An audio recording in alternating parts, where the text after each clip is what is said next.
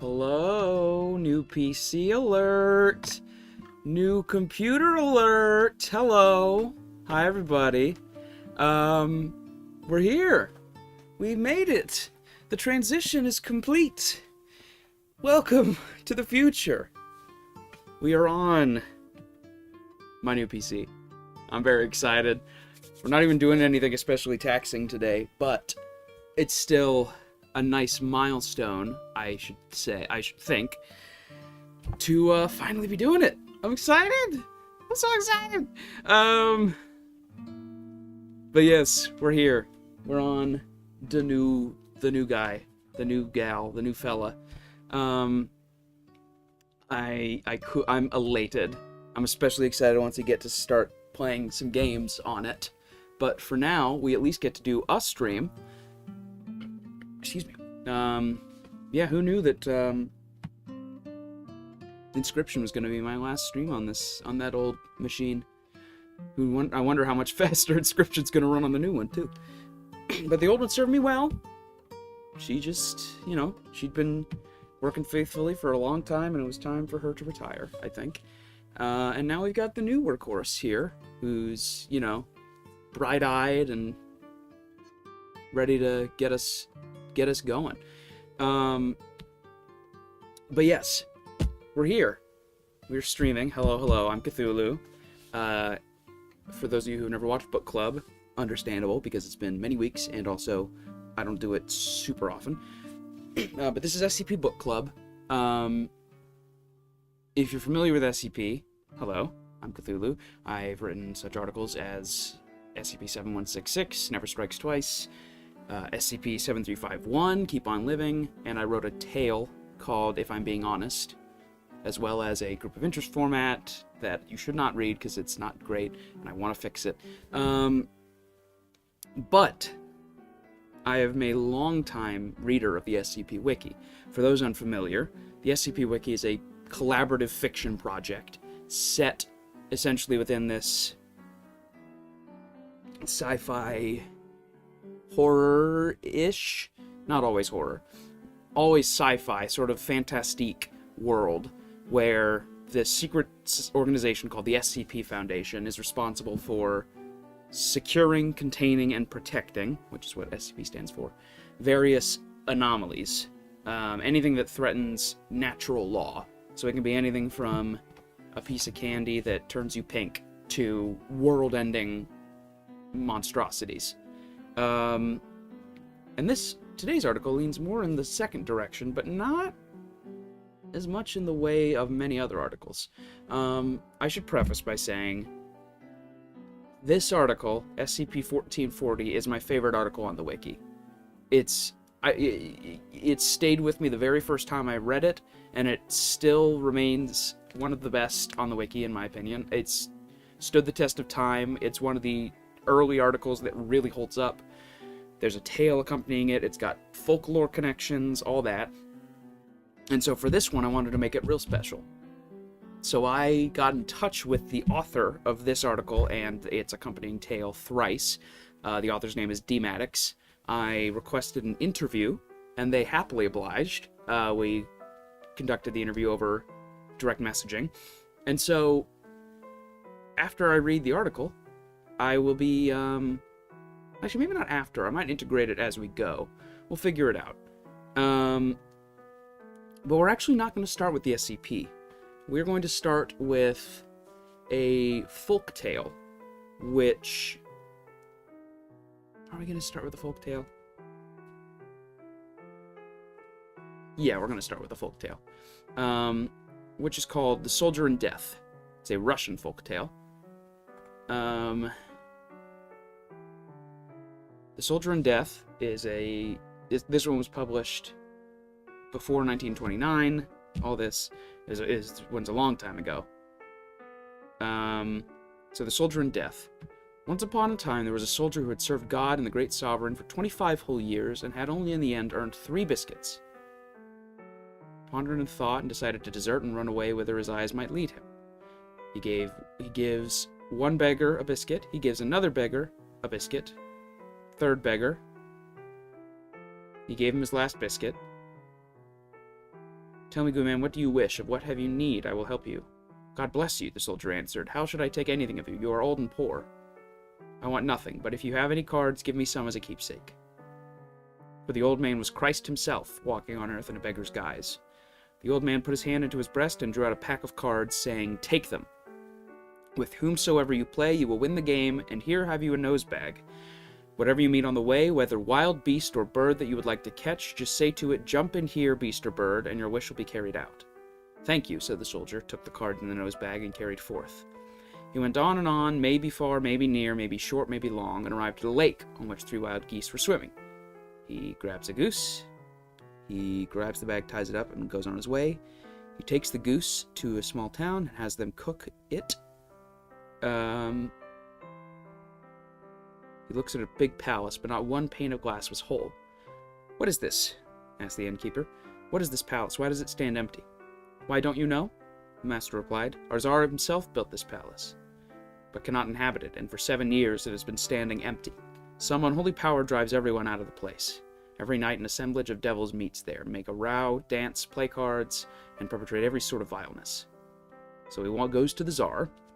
He tells him he's going to spend the night at the palace. Soldier stood firm. Soldier goes into the palace. About midnight, hordes of devils scurry up. What you here? Discharged soldier. Welcome. Will you play cards with us? Certainly. Here, I have a set ready. Let's start. And of course, with the cards, he wins every game. He wins all their money. Stop, soldier. We still have 60 ounces of silver and 40 of gold. We'll take them on the last game. So a new game commenced, and the little devil had to pry in every nook and come back and tell the old devil, It's no use, grandfather. We have no more. Off you go. Find some gold. The soldier had played everything away. The devils got angry at losing all their money and began to assault the soldier. And he opens the nose bag. Well, in you all go by God's own spell. He collects them all, buckles the bag tightly, hung it on a peg, and lay down to sleep. What devils? Just come and look at what gold and silver I won off them. Look, what piles of it. And he told them, Bring me 2 smiths as fast as you can. Tell them to bring an iron anvil and a hammer. Take this nose bag and beat it hard. And so they start to slam their hammers into the bag. The devils saw they could not possibly stand such treatment, and they began to shriek, Mercy on us! Into this palace never a devil shall enter again. So the soldier bade the smith stop, but the soldier was no fool, and as they were flying out, he laid hold of one devil, laid hold of him tight by his paw. Come along, he said, give me some written undertaking that you will always serve me faithfully. The unholy spirit wrote him out this undertaking in his own blood, gave it him, and took to his heels. All the devils ran away into the burning pitch, and henceforth they established guards all round the burning pit and issued stern ordinances that the gates be constantly guarded in order that the soldier in the nose bag might never draw near. The soldier came to the Tsar, and he told him some kind of tale of how he had delivered the palace from the infernal visitation. Stay here and live with me. I will treat you as if you were my brother. So the soldier went and stayed with the Tsar. So he married, and 1 year later God gave him a son. Then this boy fell into such a fearful illness, so terrible that there was nobody who could cure it, and it was beyond the skill of the physicians. The soldier then thought of the old devil and of the undertaking he had given him, and how it had run in the undertaking. And he thought and said, What is my old devil doing? Suddenly the same old devil appeared in front of him and asked, What does your worship desire? The soldier answered, My little boy is very ill. Do you know how to cure him? So the devil fumbled in his pocket, got out a glass, poured cold water into it, and put it over the head of the sick child, and told the soldier, Come here, look into the water. And the soldier looked at the water, and the devil asked him, Well, what do you see? I see death standing at my son's feet. Well, he is standing at his feet, so he will survive. If death stands at his head, then he cannot live another day. So the devil took the glass with the water in it and poured it over the soldier's son, and in that same minute the son became well. Give me this glass, the soldier said, and I shall never trouble you for anything more. And the devil presented him with the glass, and the soldier returned him the undertaking. Then the soldier became an enchanter, and set about curing the boyars and the generals. He would go and look at the glass, and instantly he knew who had to die and who should recover. Now the Tsar himself became ill, and the soldier was called in. So he poured cold water into the glass, put it at the Tsar's head, and saw that death was standing at the Tsar's head. The soldier said, "Your Imperial Majesty, there is nobody in the world who can cure you. Death is standing at your head, and you have only 3 hours left of life." When the Tsar heard his speech, he was furious with the soldier. "What? What?" he shrieked at him. You who have cured so many boyars and generals cannot do anything for me. I shall instantly have you put to death. O death, give the Tsar my life and take me instead, for it doesn't matter whether I live or die, for it is better to die by my own death than to suffer such a cruel punishment." The soldier sprinkled, and saw that the death was standing at the Tsar's feet, and the soldier took the water and sprinkled the Tsar, and he recovered completely. "Now, Death," said the soldier, "give me only 3 hours interval, in order that I may go home and say farewell to my wife and my son." "Well, you may have 3 hours. Go," Death replied. So the soldier went away home, lay down on his bed, and became very ill. And when Death was standing very near him, she said, "Now discharged soldiers, say goodbye quickly. You have only 3 minutes left to live in the bright world." So the soldier stretched himself out, took his nose bag from under his head, opened it, and asked, "What is this?" Death answered, "A nose bag." "Well, if it is a nose bag, then jump into it." And Death instantly jumped straight into the bag. And the soldier, ill as he was, jumped from the bed, buckled the nose bag together firmly, very tightly, threw it on his shoulder, and went into the Bryansky woods, the slumberous forest. And he went there, and he hung this bag on the bitter aspen, on the very top twig, and he went back home. From that day forward, nobody died in that kingdom. They were born, and they kept on being born, and they never died. And very many years went by, and the soldier never took his nose bag down. One day he happened to go into the town. He went, and on his way he met such an old lady, so old that on whichever side the wind blew she inclined. "Oh, what an old lady," the soldier said. "Why, it is almost time she died."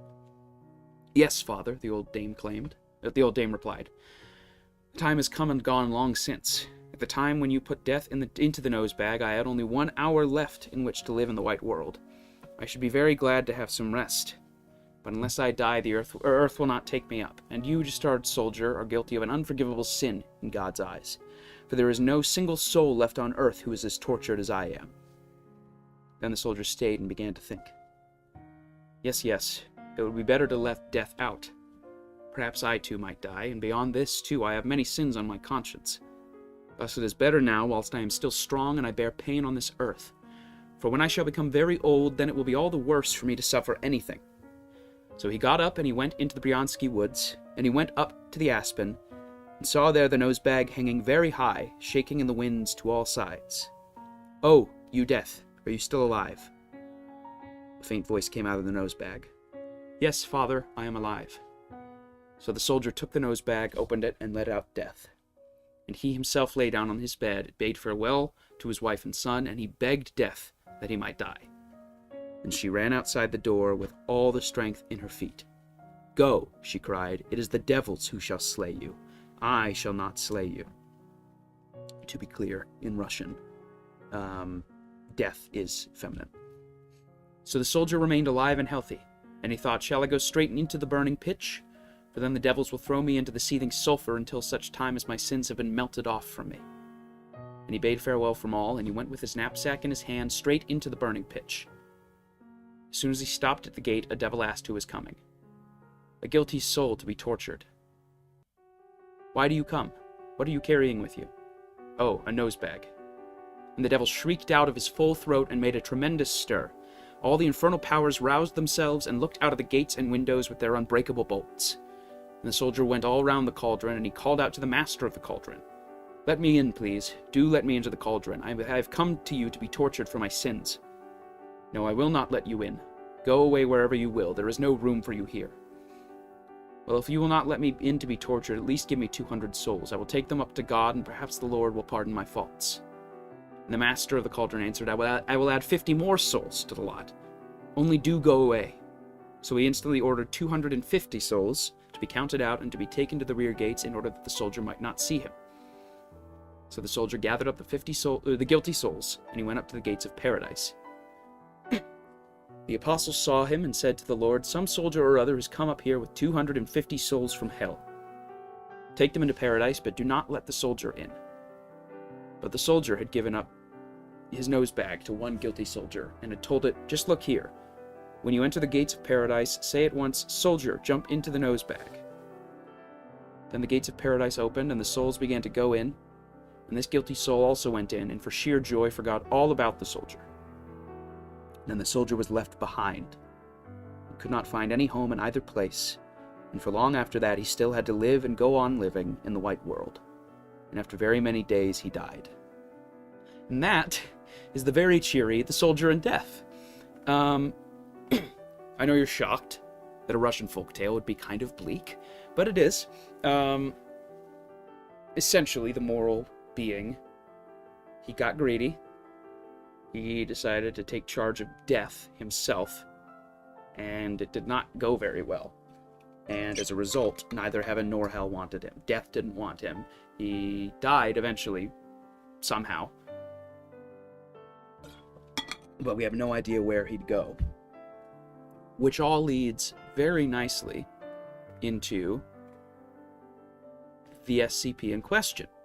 SCP-1440. Quickly, you're going to notice some connections after the containment procedures. Item number SCP-1440. Object class Keter. Special containment procedures. Immediately, also kind of interesting, SCP-1440 is currently uncontained, and its location is unknown since its last containment breach. Due to the nature of 1440, the Foundation may not have the means to contain it without risking an unacceptable loss of resources and personnel. Until suitable containment procedures can be found, focus should be given to the location and surveillance of 1440 and to minimizing civilian exposure to it through the identification of its travel pattern. Description: SCP-1440 is a man of unknown ethnicity and age. When questioned about its name, place, or time of birth, it will refuse to answer, although it is unclear if this is due to the subject being unwilling to share this information or not possessing it. Though the subject's appearance is that of an octogenarian, it has not shown any signs of aging in the 50 years since first coming to the attention of the Foundation. 1440's anomalous nature becomes apparent once it comes into contact with human population or man-made objects, and remains in contact with them for longer than a few days. 1440 has an acute adverse effect on everything connected to humanity. Prolonged exposure of any man-made object or person to it will cause increasingly destructive events to occur in 1440's vicinity until the destruction or death of said human element. The only exceptions to this are 1440 itself and its belongings, its clothes, a sack made of unidentified material, a pack of worn playing cards, and a small glass cup. 1440 appears to be aware of its effects on human populations and will attempt to avoid coming into contact with them whenever possible. Despite these intentions, 1440 is compelled to travel in what seems to be a highly complex pattern, which invariably leads it into contact with the human population. The exact nature of this pattern has not yet been successfully analyzed, and SCP-1440 has not been able to provide any information concerning it. The subject is not actively hostile, and will not resist attempts to contain it, though all such attempts have failed, and led to a considerable loss of personnel and resources due to the aforementioned anomalous properties. 1440 was first brought to the Foundation's attention when it approached Dr. Blank, a researcher at Site Blank, on her commute to work. 1440 showed unexplained knowledge of their work for the Foundation and requested her assistance. When Dr. Blank inquired about the nature of the assistance and the subject required, it responded that it hoped the Foundation would be able to, quote, destroy him. 1440 was brought to the site for questioning, which led to the destruction of the site, the deaths of several hundred personnel, and the destruction of 6 safe and Euclid-level SCP objects. All other attempts at containing 1440 have resulted in similar occurrences. So it's a very old man who unintentionally causes destructive effects in any sort of human-created things or human beings. Addendum SCP-1440-A. The following is an interview conducted with 1440 during the 4th attempt to contain it on Area 142. The log was being stored on a remote server, hence its survival. Interviewer, Dr. Blank. Interviewed, SCP-1440. Forward. Following the arrival of 1440 to Area 142, personnel began complaining about severe headaches and nausea. In the next 2 days, 3 of the 4 on-site water purification filters broke down. Area 142's hangar collapsed, causing the deaths of multiple airmen and multiple airmen. And Dr. Blank, previously in perfect physical condition, suffered a complete collapse of both kidneys and both lungs simultaneously. Begin log. Good afternoon, SCP-1440. And to you, Doctor. Do you know why we brought you here? Of course I do, and I applaud you for still attempting to contain me, but since your last 3 attempts, I came to realize you cannot help me. It would be best if you let me go for your own good. First brother is already standing behind you, Doctor. You would best hurry. You mentioned these brothers before. 3, if I recall correctly. 3, aye. Different, but one and the same. All cruel, all vengeful, all capable of holding a grudge for a long time. They are the cause of my misfortune, and therefore the cause of yours. Subject appears to notice something behind Dr. Blank, though video and audio feed reveal nothing unusual. The second brother joins the first. Time is running short. Release me, or I cannot vouch for your safety. It might already be too late. I'm afraid I can't do that. Besides, you mentioned these brothers. You mentioned 3 brothers. If the third isn't here yet, we must have some time left. The third never appears. In that, he is crueler than both his brothers, for he knows his appearance is the only thing that will set me free. I've spent time untold searching for him, trying to return his prize and those I won from his brothers, but to no avail. Subject looks behind the doctor again. The second has his hands on your shoulders. It is too late now. Doom is never far behind the second. Before you perish, my poor child, allow me to give you a word of advice. Go ahead. Should you choose to challenge death to a game of cards for your life, there is one thing you must never do. What is that? Win. At that moment, the on-site nuclear device stored in Area 142 detonated, despite multiple failsafes. Area 142 was destroyed, and all on-site personnel were killed. 1440 was spotted more than 3,000 kilometers away from 142's location a week following its destruction, suffering no apparent harm. After 3 additional containment breaches, attempts to contain it have been suspended indefinitely. Addendum B. Due to the growing size of the human population and its rapid expansion into previously empty areas, SCP-1440 attested during its 5th containment that it is becoming increasingly difficult for it to avoid contact with humanity while still adhering to its compulsion. Analysis of the subject's travel pattern is continuing, as are efforts to find a permanent containment procedure.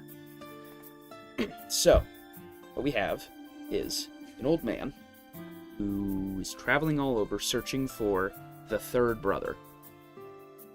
Seemingly, the third brother of death, the brother's death. That this folklore about there being brothers, we've seen it in Harry Potter, we've seen it all over the place, and Dmatix will talk about that in his interview later, but he can't find them. And his punishment is that he cannot interact with anybody. Cursed to live forever, cursed to be alone.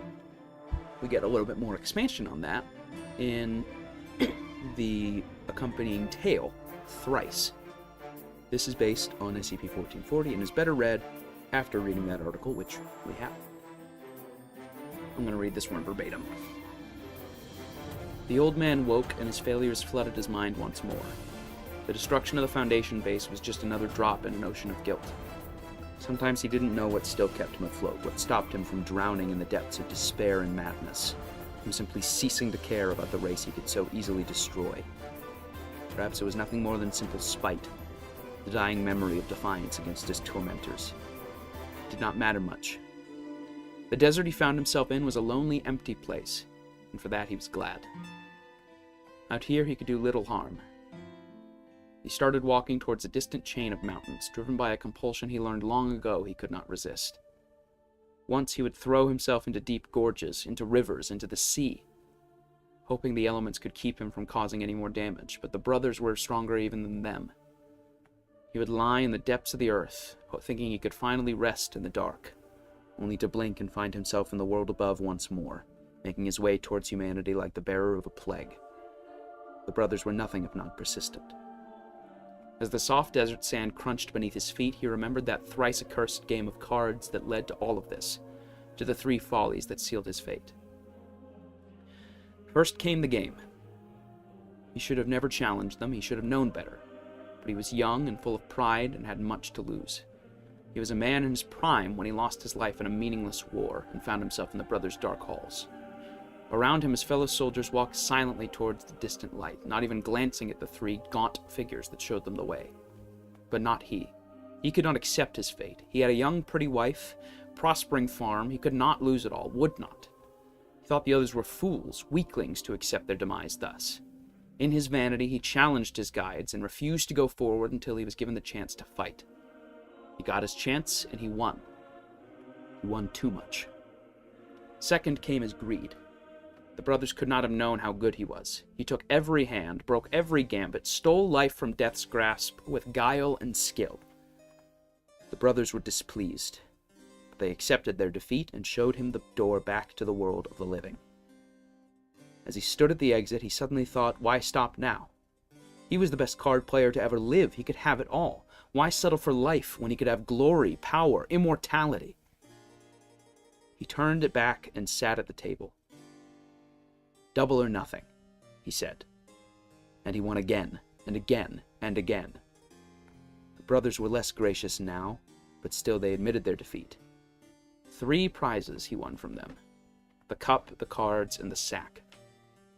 They were the brothers' prized possessions, and they offered him much if he would only return them. Wealth, and luck, and health, and glory. But he wanted to humiliate them, to make death grovel before him. So he took the prizes and left the brothers seething in rage. He would pay dearly for his vanity. Third came the waste. The prizes were items of immense power, for they could keep the brothers at bay. The first's cup held the elixir of life, and a drop of it would banish him, saving even the sickest of men from his grasp. Every time he saw the small death lurking behind the shoulders of a man, he would sprinkle a drop towards him, and the first would flee, cursing and spitting. A drop seemed like such a small thing, and the cup held so much water, so he used it carelessly. He banished the first from those too old or frail to keep on living, from those the first rightfully owned. And eventually the cup ran dry. When his wife began wasting away from the consuming illness, he had no water left for her. The first sneered as he took her away. The prize of the second was greater, like the second himself.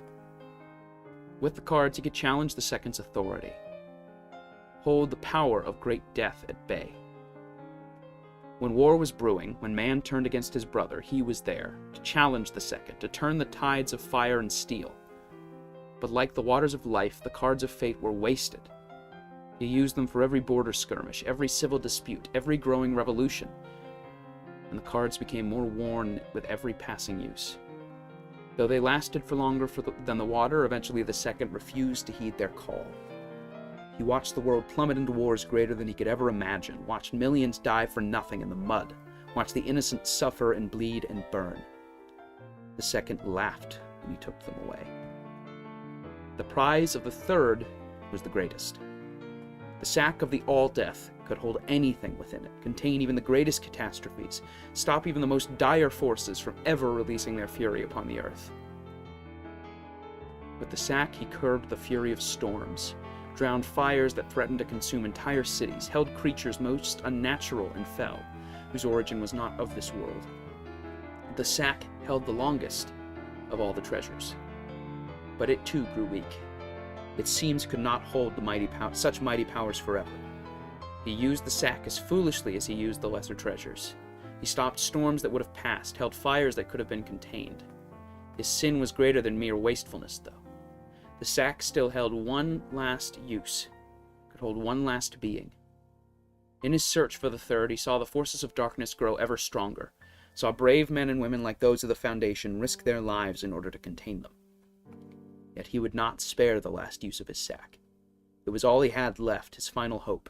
He knew that the only way he could force the third to release him from his endless torment was to capture him in the sack, and thus force him and his brothers to let him die. The All-Death never appeared, though, not even to mock him. When the forces of the unknown claimed a victim, only silence greeted them. Once the prizes ran out, the true horror of his fate became apparent. The brothers feared him no longer, and did not forgive his vanity, his wastefulness, his lording over death. They wanted him to suffer, and death was far too good for him. Instead, he brought death upon everyone else, forced to seek the third forever, and to watch humanity crumble in his wake. His curse, like his follies, was triple. Never to die, always to seek, always to destroy. The mountains grew closer and closer. and the old man allowed himself a moment of rest. His compulsion could be controlled, but for a short while. He sat down in the sand and turned his gaze upwards toward the stars. In the dark blue early morning sky, only a few remained, but they shined brightly and cleanly. Looking at them, the old man remembered why he kept his head above water. Perhaps this was the greatest of his follies, but it was the one he was willing to allow himself.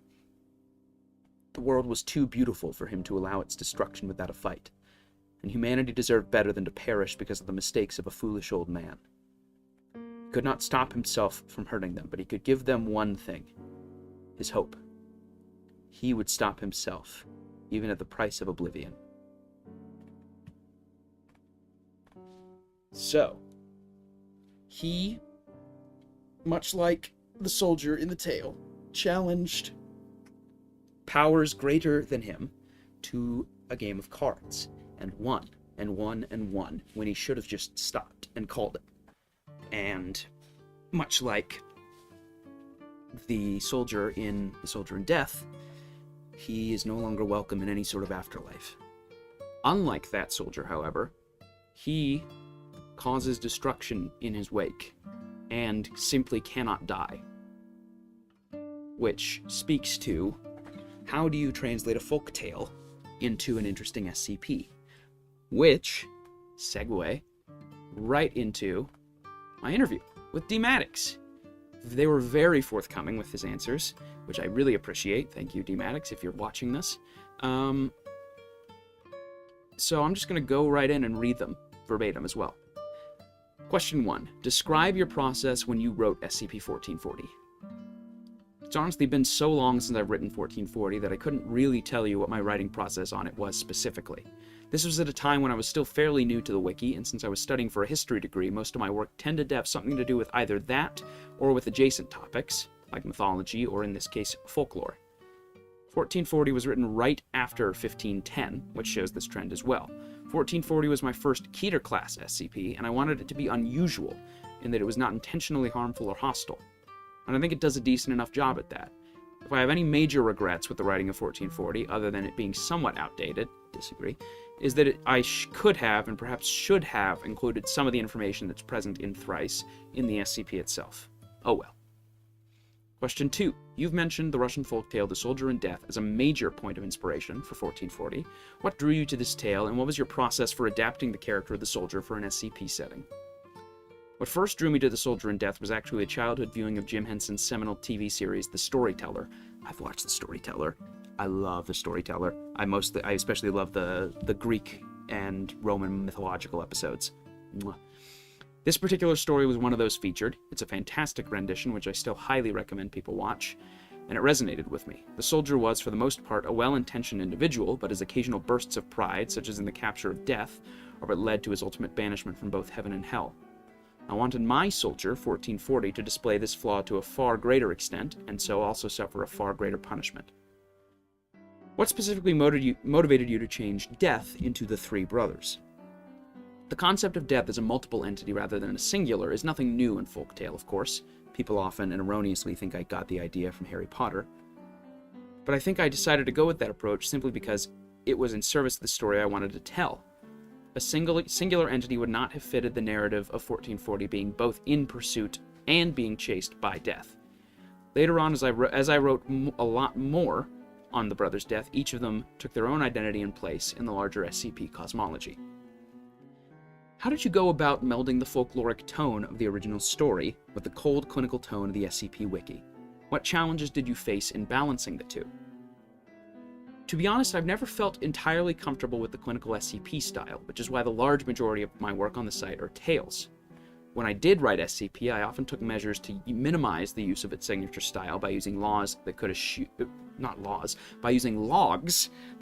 it.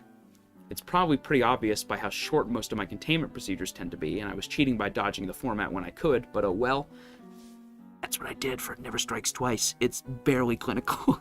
It's 7166 is basically just a tale, and some people hate that, but oh well. At what point in the process did the idea of 1440's devastating effects on humankind come about? What drove the decision to make that such a significant part of the article? The idea was to make 1440s as lonely as it could possibly be, and the effect suited that purpose. It would isolate 1440 from any human contact if he didn't want to harm people, and it would further complicate both his relationship with the Foundation and his containment in general. Aside from having a non-hostile Keter SCP, I also liked the idea of one that is almost uncontainable, and that was the result. This is an interesting point, because Keter, most of the time, I've talked about this before, people hear Keter and think it means dangerous. And in this case, that is true. This guy is dangerous. However, he himself is not the threat. It's the effects surrounding him. Most Keter SCPs are inherently trying to cause harm in some way. Or they are directly, imparting it. Not so with 1440. He, in fact, would love to avoid it, but he simply cannot. And that, I think, is part of why this article stood out so much to me. A Keter SCP who actively wants to be stopped, but can't. The tale Thrice serves as a great piece of backstory for the old man. What prompted you to so heavily change the soldier's backstory? Driving out demons from the Tsar's palace, capturing death in his bag, etc., into the new story of playing the game of cards with the brothers.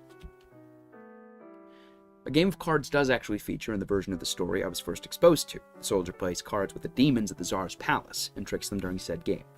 I simply moved the game of cards from that story beat to his confrontation with death as part of a general remixing of the folktale for the article. The decision to characterize 1440 as almost resigned, rather than any sort of direct threat, is part of what makes this article so memorable. What drove that decision? As I mentioned previously, most of the Keter SCPs, though by no means all of them, present on the site at the time of 1440's writing were hostile, fairly normal monsters. I wanted 1440 to be the antithesis of that. Human rather than monstrous, resigned and even helpful rather than hostile. It allowed me to do more character writing, which is always the part I most enjoyed at writing SCPs and tales. In general, what was your overall goal when writing 1440 and Thrice? Pretty much covered in the previous answers, but I also wanted to make an SCP that felt big. The existence of entities like the Brothers' death was something that was beyond the capacity of the Foundation to truly understand, let alone contain, and made 1440 into a different sort of threat because of it. Incorporating folklore and mythology is a good way of making a story feel larger. I noticed you post a new SCP in 2021. Are you planning to continue writing on the wiki in the future? I was on and off as to returning to write on the site for quite some time, and that 2021 article 6075 was a draft that sat in my sandbox for years prior, going through a lot of different versions, most of which were eventually discarded. The final version, though not enormously popular by any means, is still pretty good in my opinion. I'm currently working on a tale that will hopefully make its way to the site soon-ish. No promises though, creativity is a fickle mistress. Any final comments? Anything you want to plug? Be on the lookout for that tale set in the court of the Scarlet King and featuring Jesser, the Prince of Many Faces. It's a character that only appeared briefly in my tale 3 short scenes about death, and much more recently in an entry written by Baron Joe, which I rather enjoyed, that I always wanted to write more about. Other than that, I also have a currently non-updating blog of short fiction at fictionandfoolishness.blogspot.com. Not much there at the moment, but hopefully there will be more later. Thank you so much, Dmatix, for just spelling so much of this out for me. Made my life so much easier doing this, and it was wonderful to pick your brain about this. I really do appreciate it thoroughly, so I don't know if you'll ever watch this, but thank you. I really appreciate that. I don't really have much else to say. I just think this article is fascinating, especially as an early article connecting folklore, having non-hostile Keter SCPs, so much characterization, so much backstory, so much, again, folkloric elements, and creating folklore specifically for the article. It's a brilliant piece on this wiki. I think it is one of the strongest articles to this day on the wiki. I don't know if Dmatix agrees with me, but he should. He should. Yeah, it's a remarkable piece, and I'm so glad I finally got to talk about it on here. So yeah, I think that's gonna do it. We've been going for 45 minutes, which is pretty long for one of these. Yeah, not much else to say. Thank you very much for watching. I've got links to the 2 SCPs featured and to The Soldier in Death, the version that I read on this stream, in the description. I've also got links to my Discord server, my WordPress blog, my Instagram, my TikTok, all that in the description. My Etsy, if you want to buy little clay figures, little doodads like Medusa here. So if you want a friend like this, you can go to my Etsy. Yeah, I don't have much else to add. I love this article. I think it's great. And I'm glad I got to share it. So thanks for watching. Go Chiefs. And I should have a schedule posted probably tomorrow or Monday. No promises. We'll see. I'm going to be more focused on the playoffs. But yeah, hope you have a good day. Enjoy the rest of your weekend. And I'm really excited to do more stuff on this new PC. So stay tuned. Bye.